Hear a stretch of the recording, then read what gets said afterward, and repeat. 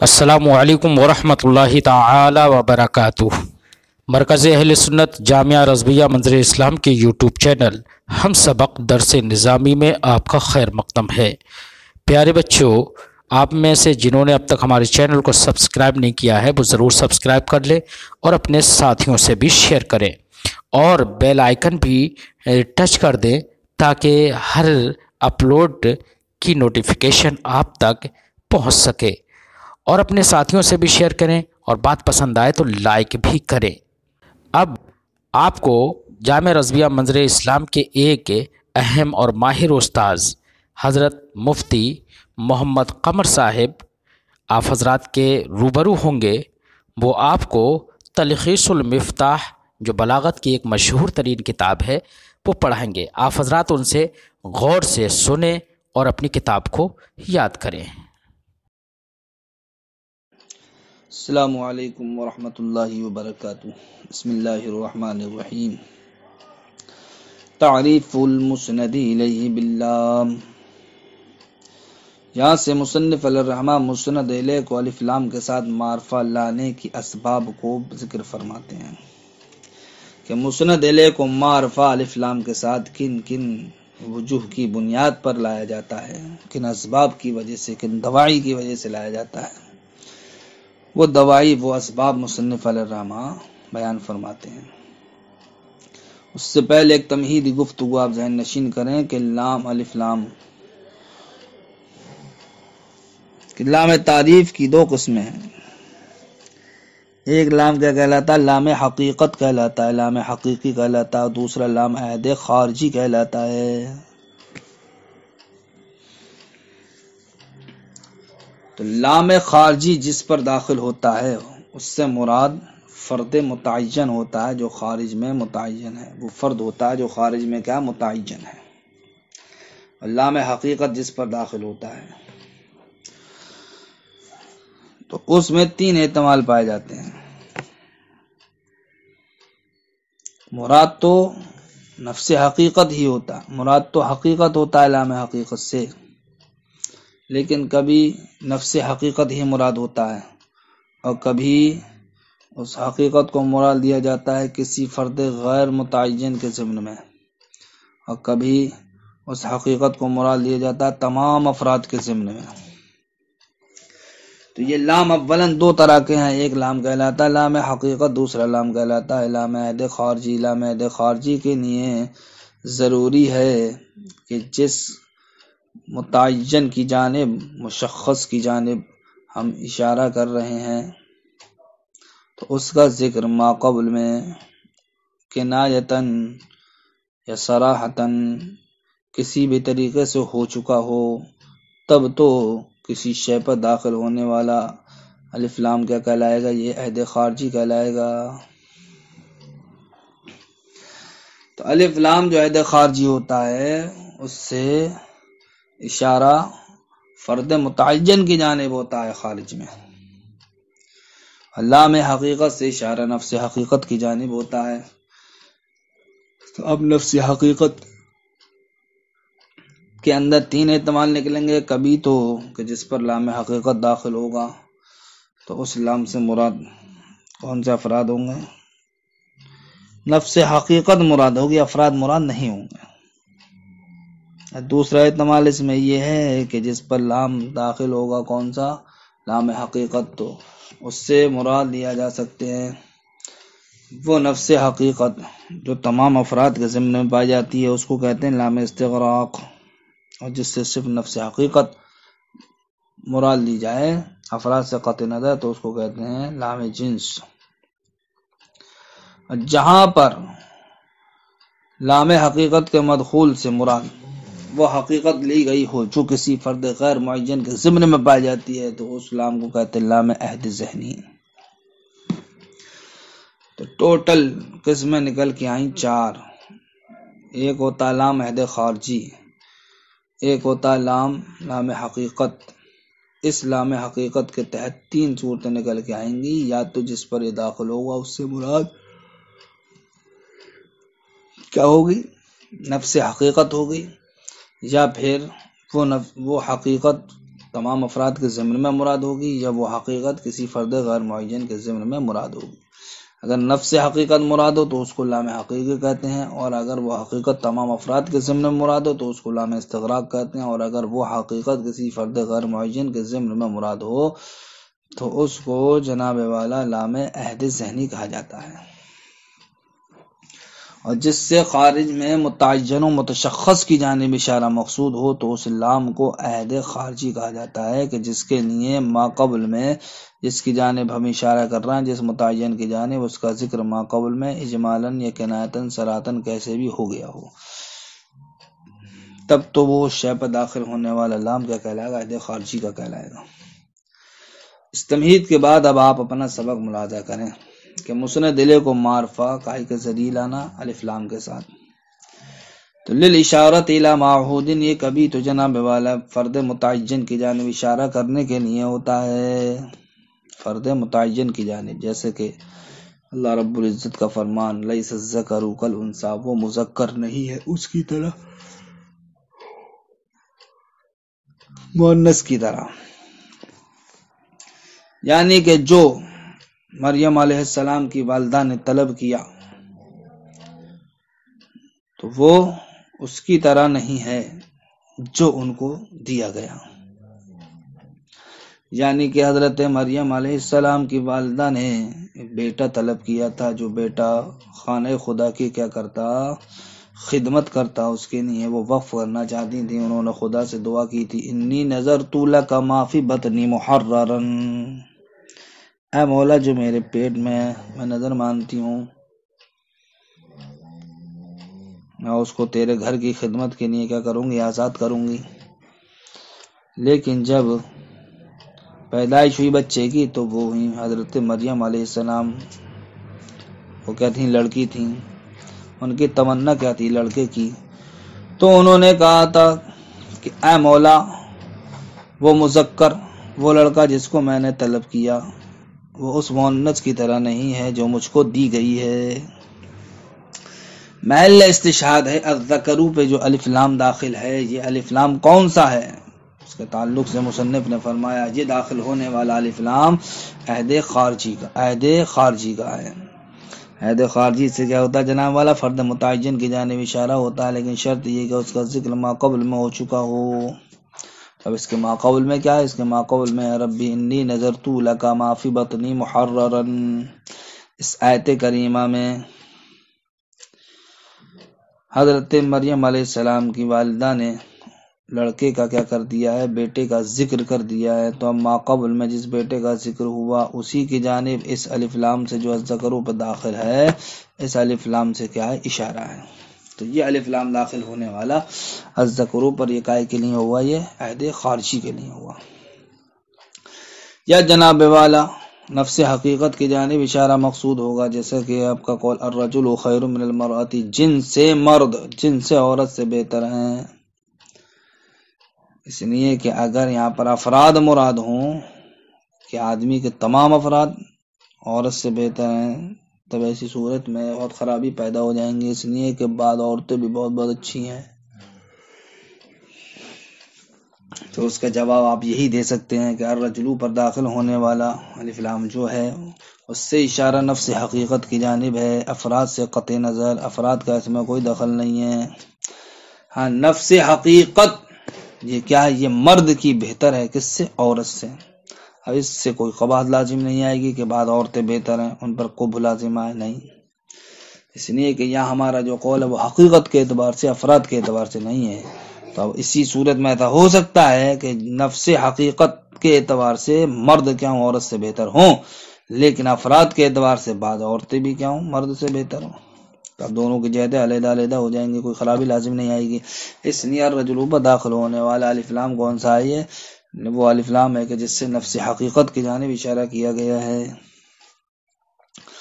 او الی نفس الحقیقت کا قولی کا الرجل خیر من المرأة، یا جناب والا الف لام سے اشارہ نفس حقیقت کی جانب ہوگا، جیسے کہ آپ کا قول الرجل خیر من المرأة میں الرجل پر داخل ہونے والا الف لام کیا ہے؟ یہ اس الف لام سے اشارہ نفس حقیقت کی جانب ہے۔ کہتے ہیں کبھی کبھی فرد غیر متعین کی جانب اشارہ کرنے کے لیے بھی جناب والا الف لام لے کر کے آتے ہیں. کبھی کبھی ایک کے لیے اس کے ذہن میں متعین ہونے کے اعتبار سے الف لام اس پر کیا کر دیتے ہیں، داخل کر دیتے ہیں. جیسے کہ ادخل السوق، میں بازار میں داخل ہوں گا. تو السوق پہ جو داخل ہے الف لام، یہ جناب والا عہد خارجی نہیں ہے. کیوں؟ اس لیے کہ اگر عہد خارجی ہم مان لیں گے تو یہ خارج میں کیا ہو جائے گا، متعین ہو جائے گا. حالانکہ خارج میں ابھی متعین ہی نہیں ہے. کیوں؟ اس لیے کہ ہم نے اس کے تعلق سے یہ مانا ہے کہ یہ صرف اس ذہن میں متعین ہے، خارج میں متعین نہیں. لہذا جناب والا الف لام جو سوق پر داخل ہے یہ خارجی کا نہیں ہو سکتا، تو پھر یہ نفس حقیقت کے لیے ہوگا. تو جناب والا نفس حقیقت کے لیے بھی نہیں ہو سکتا. کیوں؟ اس لیے کہ کوئی بھی انسان بازار کی حقیقت و ماہیت میں داخل نہیں ہو سکتا، بلکہ اس کے کسی فرد ہی میں داخل ہوتا ہے. اچھا جناب والا، تو یہ استغراق کا بھی نہیں ہو سکتا، اس لیے کہ ایک وقت میں انسان ایک ہی بازار میں داخل ہو سکتا ہے، تمام بازاروں میں نہیں. اب ایک ہی صورت بچی کہ جب عہد خارجی کا بھی نہیں ہے، حقیقت کا بھی نہیں ہے جناب والا، اور استغراق کا بھی نہیں ہے، تو پھر یہ جناب والا عہد ذہنی کا ہے. کیا ہے؟ عہد ذہنی کا. عہد ذہنی میں بھی کیا ہوتا ہے، فرد ایک ہی فرد مراد ہوتا ہے، لیکن وہ فرد کیا ہوتا ہے، غیر متعین ہوتا ہے، پھر صرف اور صرف ذہن کے اعتبار سے متعین ہوتا ہے. وقد یاتی لواحد، کبھی کبھی جناب والا ایک فرد کے لیے بھی الف لام کا استعمال کیا جاتا بے اعتبار حدیثت ہی فی الذہن، ذہن میں اس کے متعین ہونے کے اعتبار سے. جیسے کہ آپ کا قول ادخل السوق حیث لا عہد، جہاں پر کیا ہو، جس پر الف لام داخل ہے وہ مدخول متعین نہ ہو. وہذا فی المعنی کالنکرۃ، بتاتے ہیں کہ جب عہد ذہنی میں بھی تعین نہیں ہوتی ہے تو اب یہ نکرہ کے درجے میں ہو گیا. جس طریقے سے نکرہ میں تعین نہیں ہوتی، اسی طریقے سے حال عہد ذہنی کا ہو گیا. وقد یفید الاستغراق، کبھی کبھی داخل ہونے والا الف لام یہ استغراق کا فائدہ دیتا ہے. جیسے کہ ان الانسان لفی خسر میں، کہ الانسان پر داخل ہونے والا الف لام کیا ہے، یہ استغراق کے لیے. کیوں؟ اس لیے کہ اس کے بعد استثناء متصل ہوا ہے، الا الذین آمنوا، تو یہ استثناء جو ہے یہ اتصال کے قبیل سے ہے، یہ مستثنیٰ متصل ہے. یہ مستثنیٰ متصل کے لیے ضروری ہے جس کو ہم خارج کر رہے ہیں اللہ کے ذریعے، وہ پہلے داخل ہونا چاہیے قائم ہے مستثنیٰ منہ میں. لہذا مستثنیٰ منہ انسان ہے، تو اب ہمیں ماننا پڑے گا کہ انسان میں تمام افراد کے یہاں داخل ہیں، کہ تمام انسان کے یہاں گھاٹے میں ہیں، مگر وہ لوگ جو ایمان لا اور نیک کام کیے وہ گھاٹے میں نہیں ہیں. لہذا انسانوں پر داخل ہونے والا الف لام کیا ہے، یہ استغراق کا ہے. دلیل اس پر یہ ہے کہ اس کے بعد جو استثناء آیا ہے وہ استثناء کیا ہے، صحیح ہے. فرماتے ہیں وقد یفید الاستغراق، کبھی کبھی جناب والا کسی شے پر داخل ہونے والا الف لام استغراق کا فائدہ دیتا ہے. جیسے کہ ان الانسان لفی خسر میں الانسان پر داخل ہونے والا الف لام یہ استغراق کے لیے ہے. وہ ضربان، اب یہاں سے بتاتے ہیں کہ استغراق کی دو قسمیں ہیں. ایک قسم کا نام ہے استغراق حقیقی اور دوسری قسم کا نام ہے استغراق عرفی. یعنی جہاں عرف و عادت کے اعتبار سے تمام افراد کو مراد لیا جائے تو وہ کہلاتا ہے استغراق عرفی، اور جہاں پر لغت کے اعتبار سے، حقیقت کے اعتبار سے تمام افراد کو مراد لیا جائے تو اس کو استغراق حقیقی کہتے ہیں. وہ ضربان، استغراق دو قسموں پر ہے. حقیقی جیسے کہ عالم الغیب والشہادہ میں الف لام جو داخل ہے الغیب والشہادہ پر، یہ الف لام کا ہے کہ نہیں استغراق کے لیے ہے، اور یہاں سے وہاں پر مراد استغراق حقیقی ہے. یعنی کہ غیب کے ہر فرد کو اور شہادت کے ہر فرد کو جاننے والا کون ہے؟ اللہ رب العزت ہے. اور عرفی جیسے کہ جمال امیر والصاغہ، امیر نے سنار کو کیا کیا؟ جمع کیا. تو یہاں پر الصاغہ پر داخل ہونے والا الف لام استغراق کا ہے.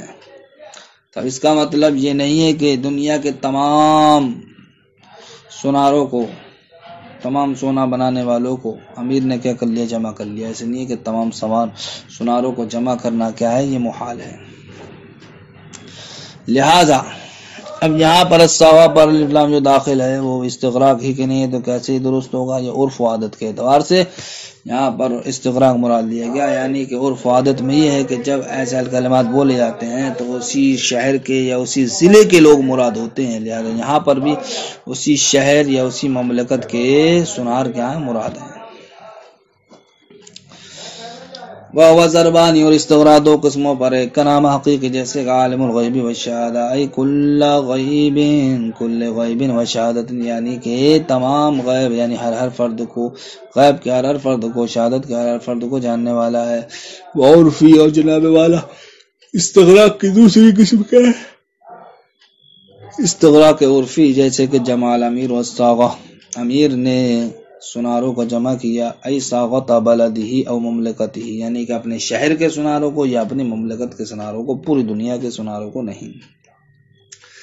یہاں سے ایک مسئلہ بیان فرماتے ہیں کہ سب سے زیادہ فائدہ مند استغراق کس کا ہوتا ہے؟ مفرد کا ہوتا ہے، تثنیہ کا ہوتا ہے، یا جمع کا ہوتا ہے؟ یعنی استغراق اگر ہم جمع کا کریں تو کیا وہ سب سے زیادہ فائدہ دے گا تثنیہ اور واحد والے استغراق کے مقابل، یا جناب والا ہم تثنیہ کا کریں اسی طریقے سے ہم واحد کا کریں، تو کون سا استغراق سب سے زیادہ طاقتور ہوتا ہے؟ تو فرماتے ہیں واحد کا یا مفرد کا استغراق یہ سب سے زیادہ پاورفل ہوتا ہے، سب سے زیادہ شامل ہوتا ہے تمام افراد کو۔ کیوں جناب والا؟ اس لیے شامل ہوتا ہے کہ اگر جناب والا مفرد کا استغراق یہ سب سے زیادہ پاورفل نہ ہو، سب سے زیادہ افراد کو شامل نہ ہو، تو پھر ایسی صورت میں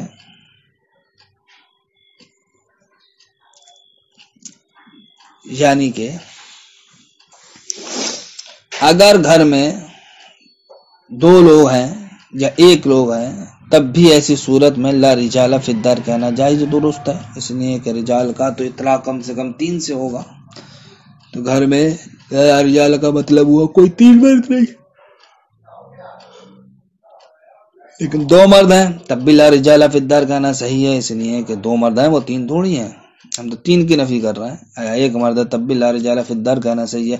لیکن میرے بھائی یہ بتاؤ کہ جب ہم نے کہا لا رجل فی الدار، گھر میں کوئی مرد نہیں ہے، تو اب بتاؤ یہاں پر کوئی فرد گھر میں رہ سکتا ہے؟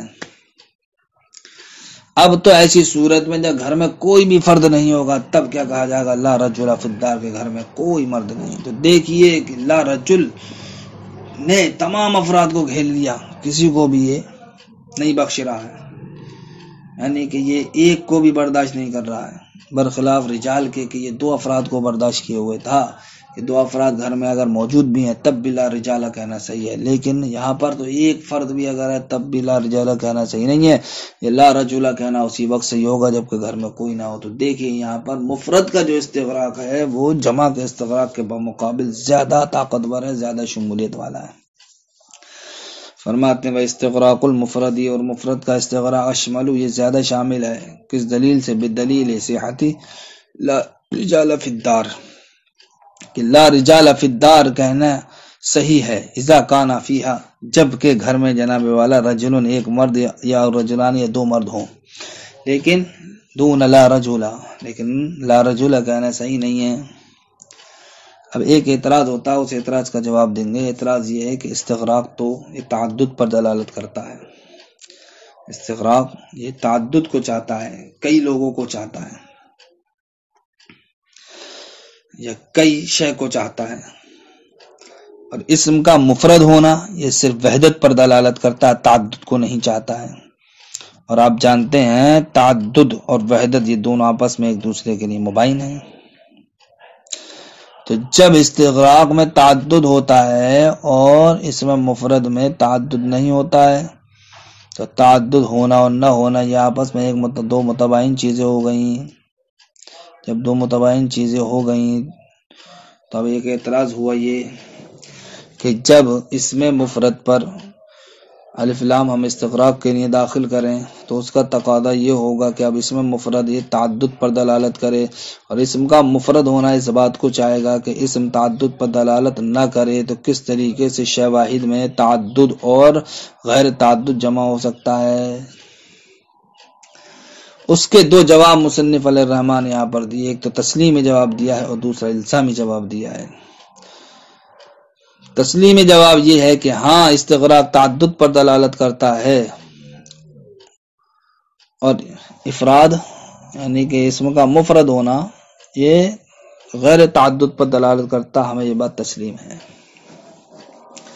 لیکن پھر بھی جناب والا متضاد چیزوں کا اجتماع لازم نہیں آئے گا۔ کیوں نہیں آئے گا؟ اس لیے لازم نہیں آئے گا کہ جب ہم اسم مفرد پر لام استغراق داخل کرتے ہیں تو اس وقت اس اسم مفرد کو ہم کیا کر لیتے ہیں؟ واحد و تثنیہ و جمع سے خالی کر لیتے ہیں، یعنی کہ اب اس اسم مفرد کے اندر کوئی بھی عدد نہیں پایا جاتا ہے۔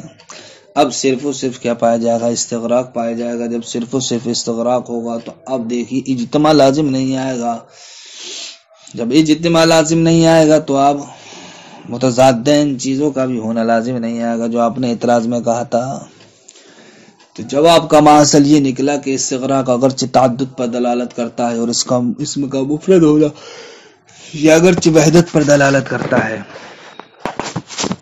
لیکن جب ہم لام استغراق کو کسی بھی اسم مفرد پر داخل کرتے ہیں تو اس اسم مفرد کو ہم عدد سے خالی کر لیتے ہیں، یعنی وحدت و تثنیہ و جمع سے کر لیتے ہیں، خالی کر لیتے ہیں۔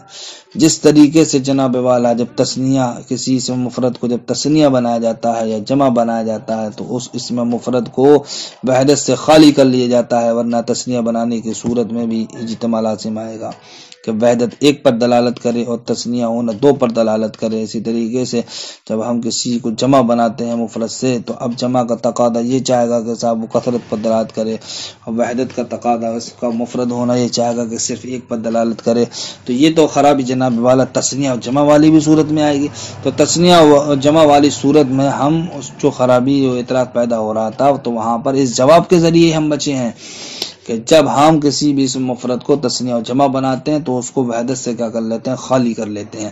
اسی طریقے سے جب ہم کسی بھی اسم مفرد پر لام استغراق داخل کرتے ہیں تو اس اسم مفرد کو ہم کیا کر لیتے ہیں؟ وحدت سے خالی کر لیتے ہیں۔ لہذا اب اس اسم مفرد میں کوئی بھی وحدت نہیں پائی جاتی ہے، اب صرف اور صرف استغراق پایا جاتا ہے۔ لہذا اب اجتماع ضدین نہیں ہوگا۔ دوسرا الزامی جواب یہ ہے کہ ہاں اسم کا مفرد ہونا یہ وحدت کو چاہتا ہے، اور لام استغراق یہ کیا چاہتا ہے؟ تعدد کو چاہتا ہے، لیکن پھر بھی یہ تعدد اسم کے مفرد ہونے کے منافی نہیں ہے۔ کیوں منافی نہیں ہے؟ اس لیے منافی نہیں ہے کہ یہاں پر جو اسم مفرد پر لام استغراق داخل ہوتا ہے تو وہ جناب والا کل فرد کے معنی میں ہوتا ہے، مجموع افراد کے معنی میں نہیں ہوتا۔ کائے کے معنی میں ہوتا ہے؟ کل فرد کے معنی میں ہوتا ہے، مجموع افراد کے معنی میں نہیں ہوتا۔ کل فرد کا مطلب یہ ہے کہ ہاں لام استغراق کے داخل ہونے کی وجہ سے اس اسم کے تمام افراد مراد لیے جائیں گے، لیکن بیک وقت مراد نہیں لیے جائیں گے، بلکہ بیک وقت تو ایک ہی مراد لیا جائے گا، لیکن بدل بدل کے تمام افراد مراد لیے جا سکتے ہیں۔ تو اب یہاں پر دیکھیے جناب والا ایک وقت میں وہ استغراق صرف ایک ہی فرد کو شامل ہو رہا، متعدد افراد کو شامل نہیں ہو رہا ہے۔ تو اب دیکھو یہ استغراق ایسا ہوا جو اسم کے وحدت ہونے کے منافی نہیں ہے۔ ہاں اگر تمام افراد کو بیک وقت مراد لے لیا جاتا تب ایسی صورت میں ہاں لازم آتا کہ اسم کا مفرد ہونا یہ وحدت کو چاہتا اور تمام افراد یہ تعدد کو چاہتے، تو اب ایسی صورت میں خرابی لازم آتی۔ ہاں یہ استغراق جناب والا کیا ہوتا؟ وحدت کا منافی ہوتا۔ لیکن ہم نے مراد کون سا استغراق لیا؟ کل فرد والا۔ تو کل فرد میں جناب والا بیک وقت ایک ہی فرد مراد ہوتا ہے، اگرچہ اس سے تمام افراد مراد لیے جاتے ہیں لیکن وہ اعلی شمول البدلیت مراد لیے جاتے ہیں۔ یہی وجہ ہے جناب والا کہ جس اسم پر ہم لام استغراق کو داخل کرتے ہیں تو اب اس کے استغراق کی وجہ سے کہ صاحب اس کے اندر تعدد پایا جا رہا ہے، اب اس کے استغراق کی وجہ سے ہم جمع صفت نہیں لا سکتے، جمع صفت لانا کیا محال ہے۔ تو جمع صفت نہیں لا سکتے، جمع صفت کا لانا محال۔ یہ اس بات کی واضح دلیل ہے کہ اس میں مفرد پر لام استغراق اگرچہ داخل ہونے کے بعد وہ تعدد پر دلالت کرے گا، لیکن اس کا وہ تعدد کل فرد کے معنی میں، یعنی کہ بیک وقت ایک ہی فرد مراد ہوگا، چند فرد مراد نہیں ہوں گے۔ اگر چند فرد مراد ہوتے تو اس کی صفت صیغہ جمع کے ساتھ لانا یہ بھی کیا ہوتا، ممکن ہوتا۔ لیکن ایسے کلمے کا کہ جس پر لام استغراق کو داخل کیا گیا ہو تو ہم یہ سوچیں کہ اب اس کے اندر تعدد پایا جا رہا ہے تو اب ہم اس کی صفت جمع لیا ہے، صفت جمع نہیں لا سکتے، جمع صفت لانا کیا محال ہے۔ فرماتے والا تنافی بین الاستغراق و افراد الاسم، استغراق اور افراد اسم کے درمیان کوئی منافات نہیں ہے۔ کیوں؟ لأن الحرف، اس لیے کہ حرف انما يدخل علیہ چزینی جب اسم پر داخل ہوتا ہے مجردن عن معنی الوحدتی تو اس اسم کو وحدت کے معنی سے خالی کر لیتا ہے۔ دوسرا جواب یہ ہے وَلِأَنَّهُ بِمَعْنَى كُلِّ فَرْدٍ لَا مَجْمُوعِ الْأَفْرَاد، یہاں پہ استغراق کے اندر تعدد ہوتا ہے لیکن یہ تعدد اسم کی فردیت کے منافی نہیں۔ کیوں نہیں؟ اس لیے کہ وہ استغراق کل فرد کے معنی میں ہے، لا مجموعی الافراد، نہ کہ مجموعی افراد کے معنی میں۔ ولہذا اسی وجہ سے کہ جب استغراق کل فرد کے معنی میں امتنع وصفہ بنعت الجماد، محال ہو گیا اس کی صفت لانا صیغہ جمع کے ساتھ، صیغہ جمع کے ساتھ اس کی صفت لانا کیا ہو گیا، محال ہو گیا۔